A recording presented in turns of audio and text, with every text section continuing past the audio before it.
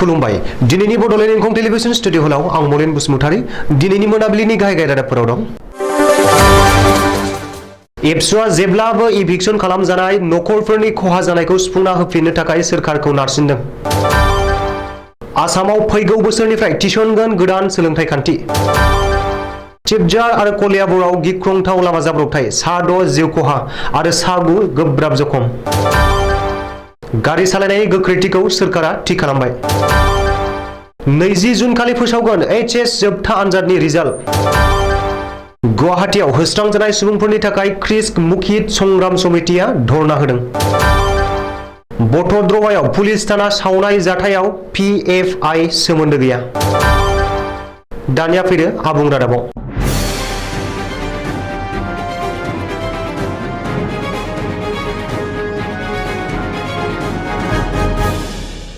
थांनाय 13 मे 2022 अक्ट'आव गुवाहाटी नोगोरमानि VIP रड साखाथियाव थानाय ससल ओनसोलनि सिलसाकु बिलाव न' लुनानै अरायथायै रायजो जानाय सुबुंफोरखौ दिसपुर रेभिनिउ सार्कल गुवाहाटी नोगोरमायारि जौगाखां खुंथाय आरो कामरुप जिल्ला खुंथायनि जथाय बानजायनायाव न' बां सिफायनानै होखारहरनाय दुखुनांथाव जाथायखौ दिनै दुलाराय बर' फरायसा आफादनि आफादगिरि दिपेन बर'नि दैदेननायाव एबसुनि मोनसे टीमआ नायगिदिंहैयो।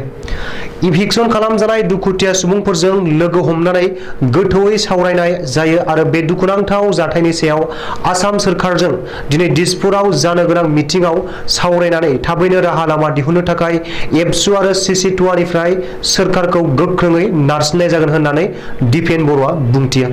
बबेखानि दुलाराय बर' फरायसा आफादा माब्लाबाबो थागिबि सुबुंफोरनि सायाव इनाय आरो अयथासार खालामनायखौ सहायनो हानाय नङा। जेखि थासारियावनो एबसुआ गोख्रोङै सरखारखौ नारसिनबोदों आरो नारसिनलांबाय थागोन जेब्लासिम जेंनाया अरायथायै सुफुंजाया। एबसु आरो CC2नि गोख्रों नारसिननायनि थाखायनो आसाम सोरखारा मैयानि केबिनेट मेलाव इभिक्सन खालामनायनि सायाव एबसु आरो CC2जों गुवारै आरो गेबेङै सावरायनो थाखाय थिरांथा लानो गोनां जादों होननानैबो दिपेन बर'आ रायजो राजाफोरनो मिथिहोयो। आसामाव फैगौ बोसोरनिफ्राय थिसनगोन गोदान सोलोंथाइ खान्थि, बेनि थाखाय रायजो सोरखारा लाहार फाहार खालामगासिनो दं। बे बाथ्राखौ खौरांगिरि मेलनि गेजेरजों फोसावदों सोलोंथाइ मन्थ्रि डक्टर रनज पेगुआ।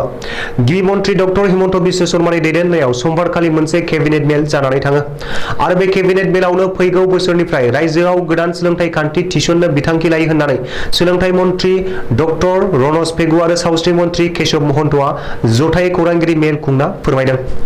मख'नो गोनांदि रायजो सोरखारा फैगौ बोसोरनिफ्राय BA थाखोसिम गोदान सोलोंथाइ खान्थिखौ थिसनगोन।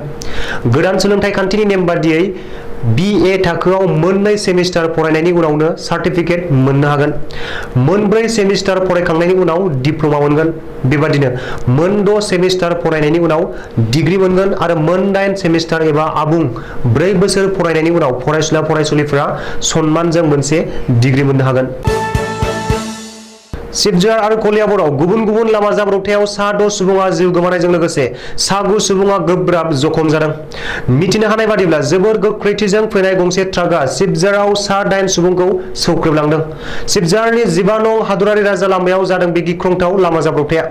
बे जाथायाव 3 सुबुङा जाथायसालियावनो जिउ गोमानायजों लोगोसे गुबुन सासेया देहा फाहामसालियाव लांनाय समावनो लामा ससेयाव जिउ गोमायो।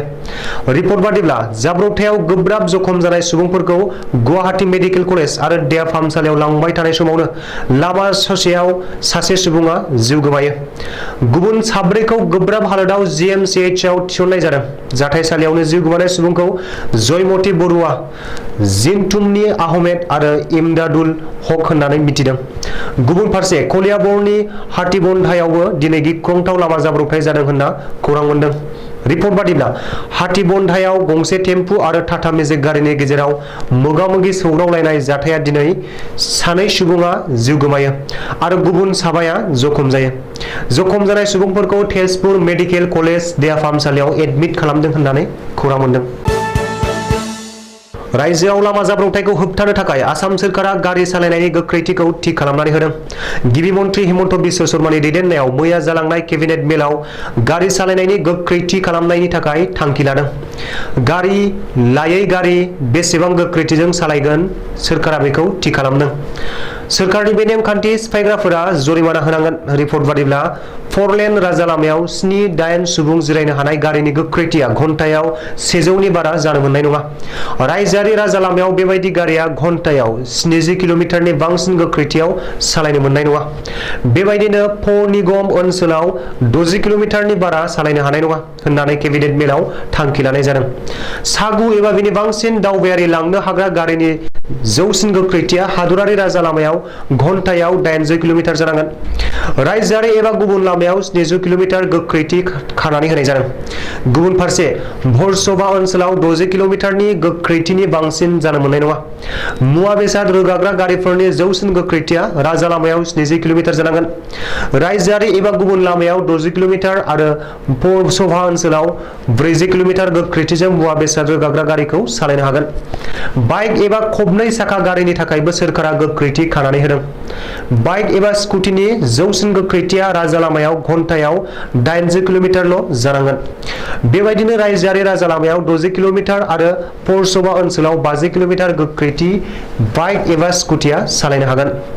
बबेखानि खबथाम साखानि गारिया हादरारि आरो रायजोआरि राजा लामायाव 50 किल'मिटार, भर्सोवा ओनसोलाव 40 किल'मिटार गोख्रैथिजों खारनो हागोन।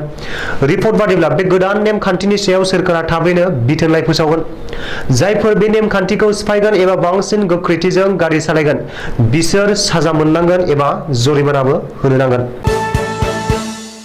फैगौ 20 जुन खालि फोसावगोन देग्लायनि एचएस जोबथा आनजादनि result. Assam higher secondary education काउन्सिलआ दिनै आसुनि मोनसे थान्दै हानजाजों सावरायनायनि उनाव फैगौ 20 जुन खालि एचएस जोबथा आनजादनि रिजाल्ट फोसावगोन होननानै फोरमायदों। मख'नो गोनांदि आसुनि मोनसे थान्दै हानजाया दिनै बामुनि मैदामाव थानाय सेबानि मावख'आव मेट्रिक आनजादनि रिजाल्ट फोसावनायखौ लानानै सावरायदों।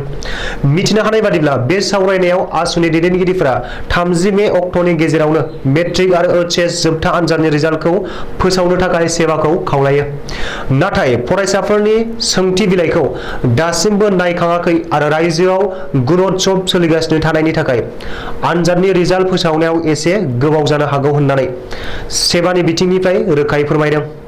अब्लाबो आसुनि दाबि खालामनाय बादियै मेट्रिक आनजादनि रिजाल्टखौ 5 जुननि सिगां फोसावनो थाखाय सेबाया खोथा होदों। गुवाहाटी बरबरिनि सरकारजों न' बां सिफायना होखारजानाय दुखुथिया सुबुंफोरनि थाखाय सरकारनि सायाव गोख्रों सोमावसारनायनि धरना हाबाफारि लादों। समबारखालि क्रिस्क' मुखित संग्राम समितिया गुवाहाटी बरबरिनि सरकारजों न' बां सिफायना होखारहरजानाय दुखुथिया सुबुंफोरनि थाखाय धरना हाबाफारि लादों। बे धरना हाबाफारियाव बाहागो लायो शिबसागरनि एमएलए अखिल गगैया।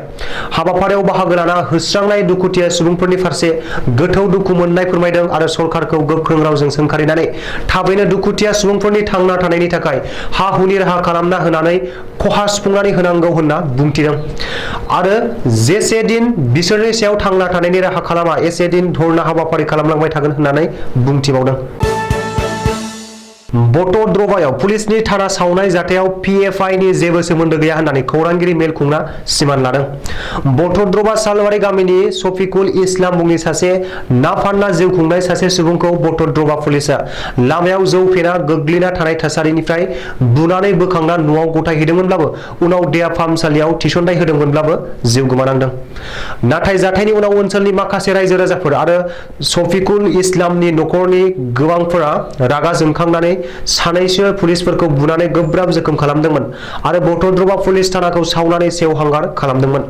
नाथाय बटद्रवा पुलिस थानाखौ सावनाय जाथायाव पपुलार फ्रन्ट इउनियन आफादखौ सोमोन्दो दं होनना सन्देह खालामदों। नाथाय पपुलार फ्रन्ट इउनियन आफादनि आफादगिरिया बाक्सानि खालपानियाव खौरांगिरि मेल खुंनानै बटद्रवा पुलिस थाना सावनाय जाथायाव सोमोन्दो गैया होनना मिथिहोदों आरो बे जाथायजों सरकारनो सिं सिं सोमोन्दो दं होनना बुंथिबावदों।